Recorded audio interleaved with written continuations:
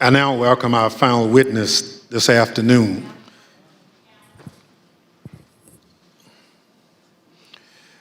Wandrea Shaye Moss.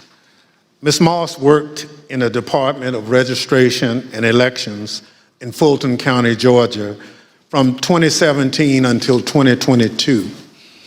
In that job, Ms. Moss handled voter applications and absentee ballot requests, and also helped to process the vote count for several elections. In December 2020, Ms. Moss and her mother, Ms. Ruby Freeman, became the target of nasty lies spread by President Trump and his allies as they sought to overturn the election results in Georgia. Ms. Moss and her mother, Ms. Freeman, are two of the unsung heroes in this country, doing the hard work of keeping our democracy functioning for every American. Ms. Moss, welcome. Thank you for your service, and I thank you for being here today. I will now swear you in. Please stand.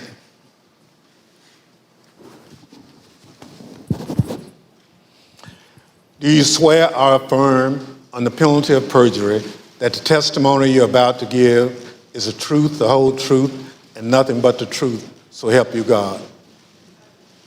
Thank you. Please be seated.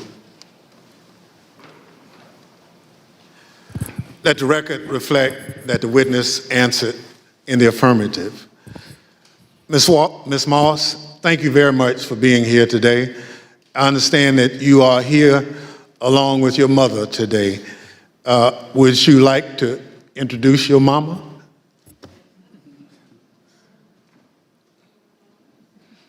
Hi, Mom. Ms. Moss, today we'll be asking you about some of the threats that you received following the 2020 election. Since you've been an election worker for over 10 years, I want to ask you, in your decade of service, had you ever experienced threats like these before?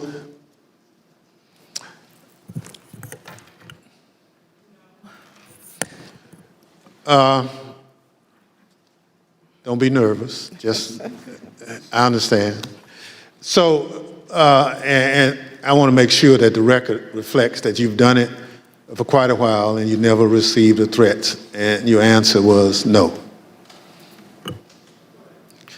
Thank you. Pursuant to Section 5C8 of the House Resolution 503, the chair recognizes the gentleman from California, Mr. Schiff, for questions. Good afternoon, Ms. Moss. Thank you for being here. I understand that you were employed by the Fulton County Registration and Elections Department for more than 10 years, and I understand that you love that job. Please tell us what made you so fond of the work that you did.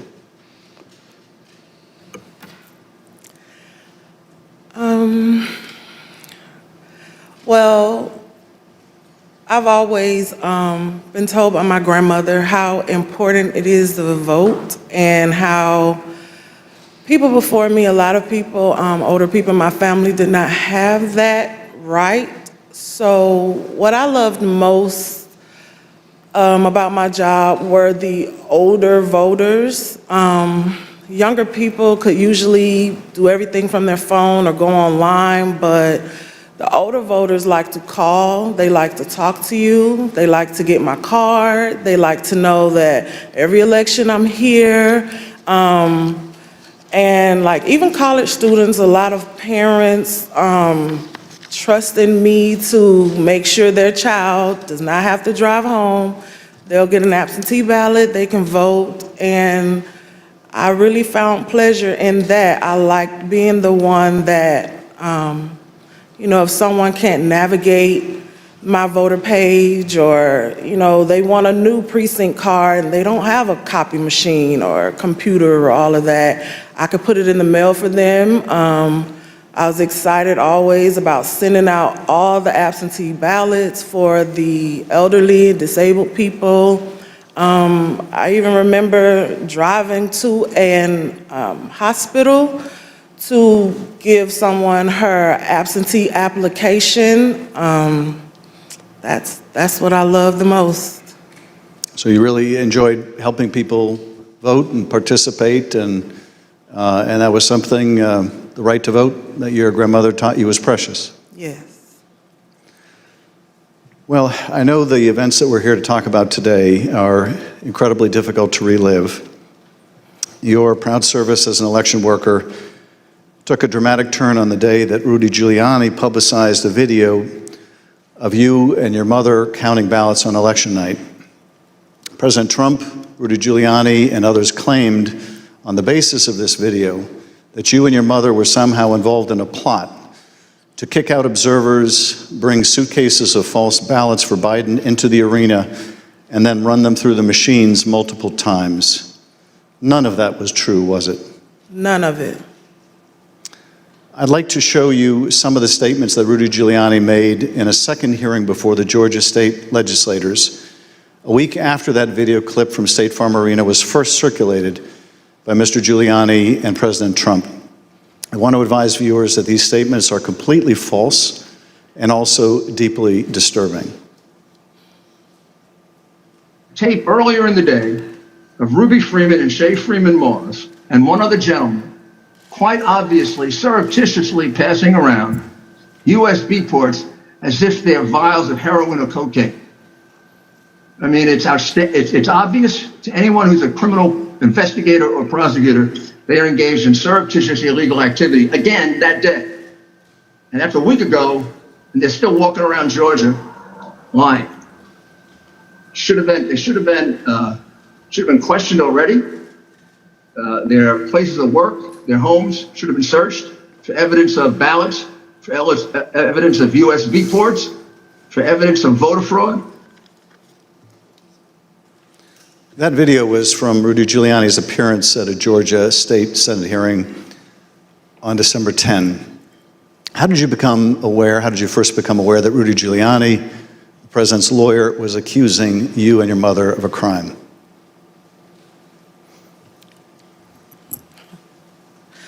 I was at work, like always, and the former chief, Mr. Jones, asked me to come to his office. And when I went to his office, the former director, Mr. Barron, was in there, and they showed me a video on their computer. It was just like a very short clip of us working at State Farm, and it had someone on the video like talking over the video, just saying that we were doing things that we weren't supposed to do, just lying throughout the video. And that's when I first found out about it. And were there social media posts that they showed you responding to those false claims? Well, when I saw the video, of course, the first thing that I said was like, why? Why are they doing this? What's going on? And they, just told me that Trump and his allies were not satisfied with the outcome of the election, and they were getting a lot of threats and being harassed online, and asked me, have I been receiving anything, and I need to check on my mom. And I told them, I was like, where have they, where have you been getting these threats? I don't believe I have any. And Mr. Jones told me, like, they're attacking his Facebook, and I don't really use Facebook. I have one, so I went to the Facebook app, and I'm just kind of panicky at this point because this has never happened to me, and my mom is involved, and I'm like her only child. So I'm just asking him, like, well, where are the messages? All I see is the feeds. Like, how do you get to the messages? And he said, it's another icon on your phone that says Messenger. And I went to that icon, and it was just a lot of horrible things there. And those horrible things, did they include threats? Yes, a lot of threats, wishing death upon me, telling me that, you know, I'll be in jail with my mother, and saying things like, be glad it's 2020 and not 1920. That's, yeah. Were a lot of these threats and vile comments racist in nature? A lot of them were racist. A lot of them were just hateful. But yes, sir. In one of the videos we just watched, Mr. Giuliani accused you and your mother of passing some sort of USB drive to each other. What was your mom actually handing you on that video? A ginger mint. It wasn't just Rudy Giuliani. We heard President Trump make these false allegations repeatedly during his call with Secretary Raffensperger. Let's listen to a portion of what he had to say about you and your mother. We had at least 18,000, that's on tape. We had them counted very painstakingly, 18,000 voters having to do with the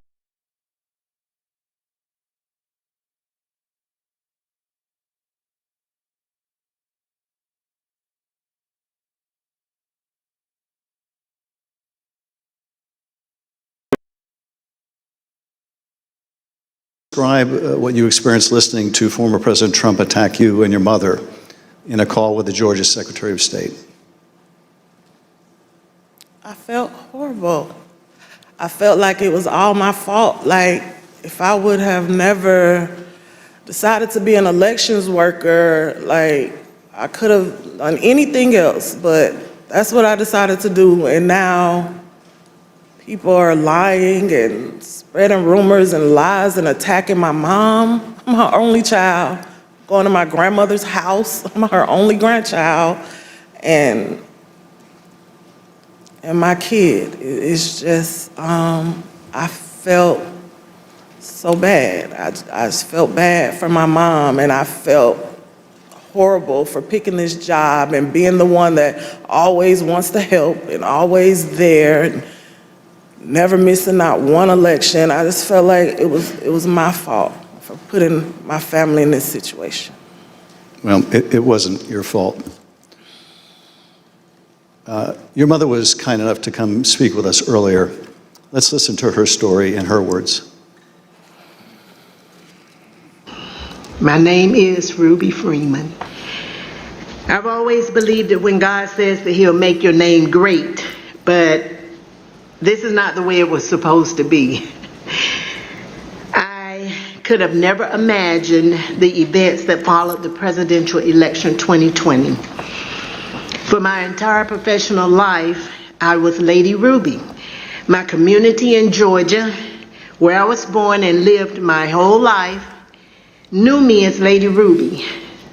I built my own business around that name, La Ruby's Unique Treasures, a pop-up shop catering to ladies with unique fashions.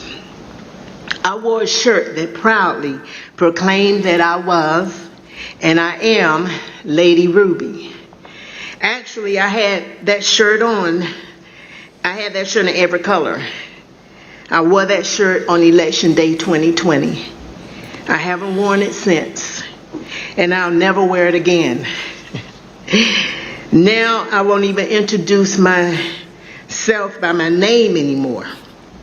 I get nervous when I bump into someone I know in the grocery store who says my name. I'm worried about who's listening. I get nervous when I have to give my name for food orders. I'm always concerned of who's around me. I've lost my name, and I've lost my reputation. I've lost my sense of security, all because a group of people, starting with number 45 and his ally, Rudy Giuliani, decided to scapegoat me and my daughter, Shaye, to push their own lies about how the presidential election was stolen. Ms. Moss, how has this experience of being targeted by the former president and his allies affected your life? It's turned my life upside down. I no longer give out my business card. I don't transfer calls. I don't want anyone knowing my name.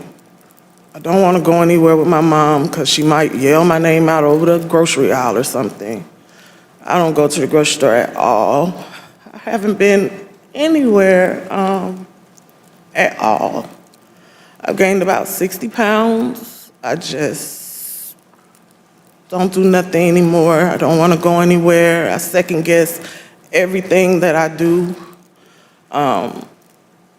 It's affecting my life in a major way, in every way. All because of lies. For me doing my job, same thing I've been doing forever.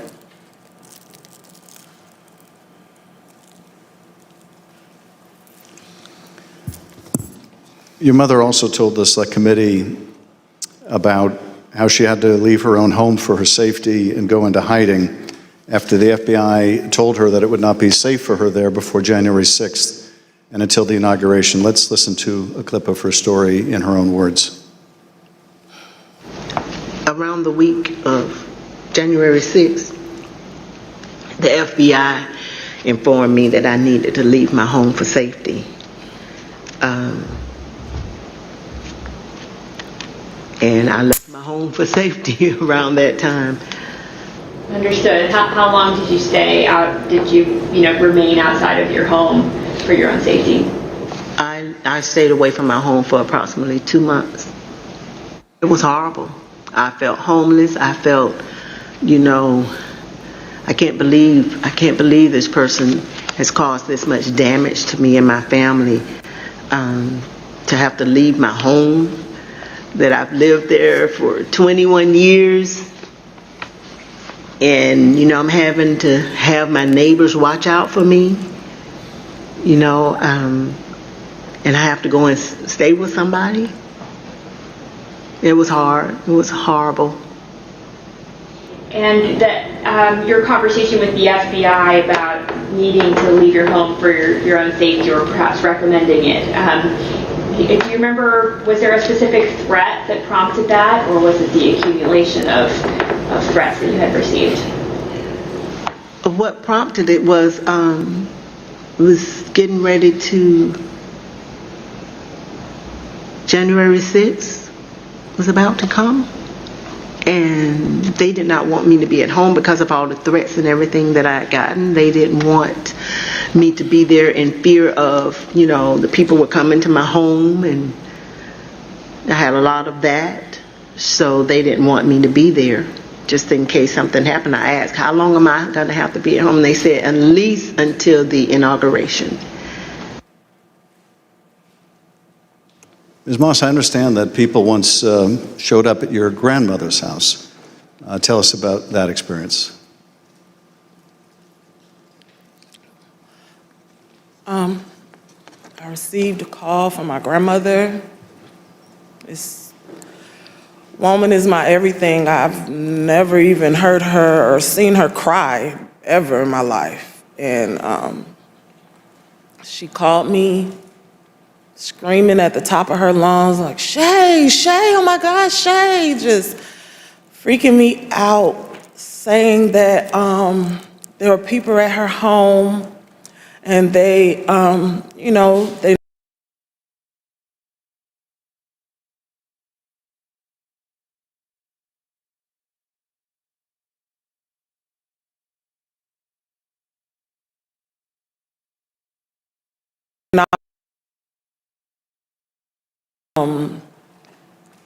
and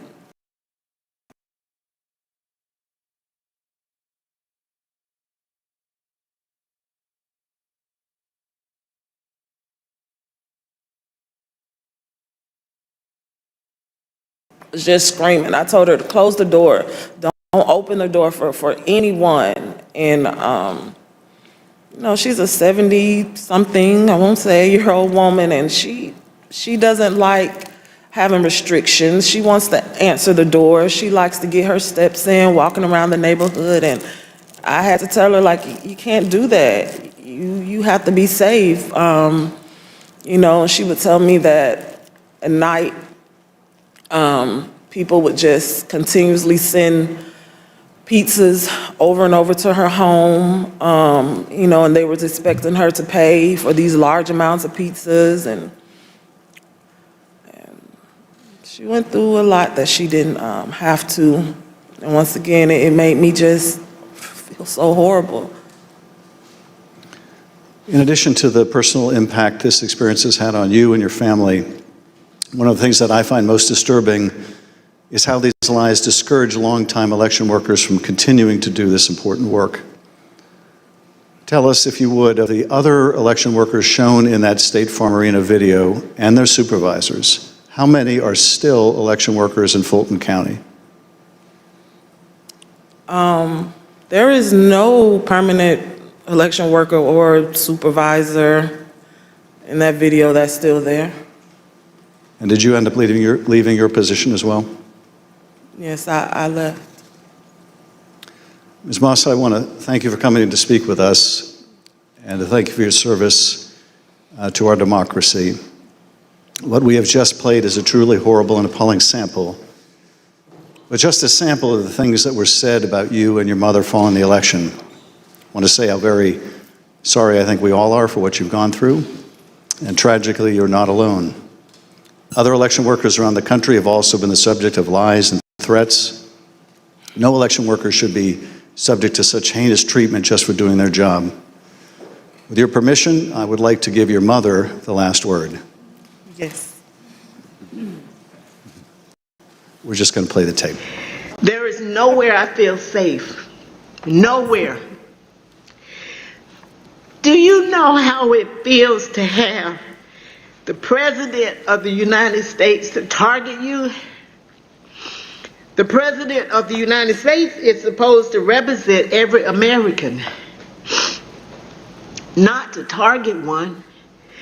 But he targeted me, Lady Ruby, a small business owner, a mother, a proud American citizen who stand up to help Fulton County run an election in the middle of the pandemic.